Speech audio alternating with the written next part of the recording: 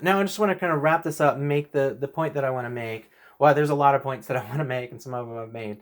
But another point that I want to make, right, is that when we look at this, when we narrow our focus here to the personal faith of this one person, right, to the religious journey, the religious quest that Matisyahu has shared with us through his videos and through his very public life, right, in media and his songs and his music and that sort of thing, we can see we can see clear divisions here. There's different stages of his life. We all have different chapters or stages in our life. It's not anything unusual in that regard, right? But we can also notice that these various stages of Matisyahu's life seem to line up, at least from my interpretation, seem to line up quite neatly, in fact, with these various covenants and the Navim, the prophets. So from 2001, 2007, right, when he was with Chabad Lubavitch, we can see clearly this embodiment of the covenants between Moses and Abraham, right? Keeping kosheric law with observing the mitzvot about not cutting the forelocks of one's hair, keeping one's head covered,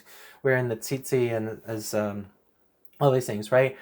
That was the covenant that's between God and the Jewish society as a whole, rather than with individuals, right? And where he finds his identity and finds a new aspect of his identity through that community, right?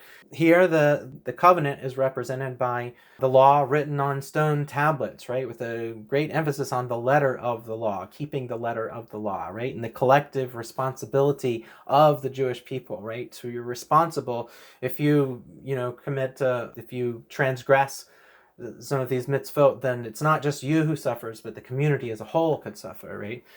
Then after he leads Chabad Lubavitch and really dives deep into Kabbalah and that sort of thing, then really begins to embody in a new way the Jeremiah covenant, this new covenant, which is a covenant between God and individuals, right? Maybe within Jewish society or maybe all individuals, right? That law that is written on our hearts, the heart of the law, right? And this emphasis on individual responsibility and individual flourishing and that kingdom of God, at a much broader sense.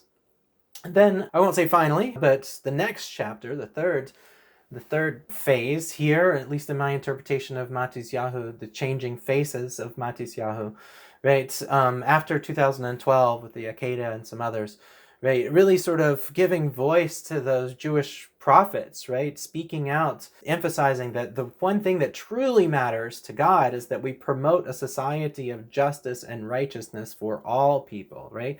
Less emphasis on the letter of the law or the heart of the law, but really on the spirit of the law, which is the heart and the letter of the law, right? They're not mutually contradictory, of course. So that's the end of that's not the end of Matisyahu's life, right? He's gone through a lot of changes even since then, and would love to dive into those more. Love to get him involved in this conversation, in fact. But hopefully hopefully you've understood the method here, right? The theory and method that I'm applying here, which is if we're studying religion, we can be studying cumulative traditions, which is scriptures, rituals, those sorts of things, right? Practices, cultures. But those are always going to look different when you narrow your focus to one individual person, because we're all complex. We're all individual. We're all unique, right? And so the personal faith, the personal aspect of our faith and the personal aspect of our journey is going to be different for each individual person. And it's going to be different at different stages in our life, different over time,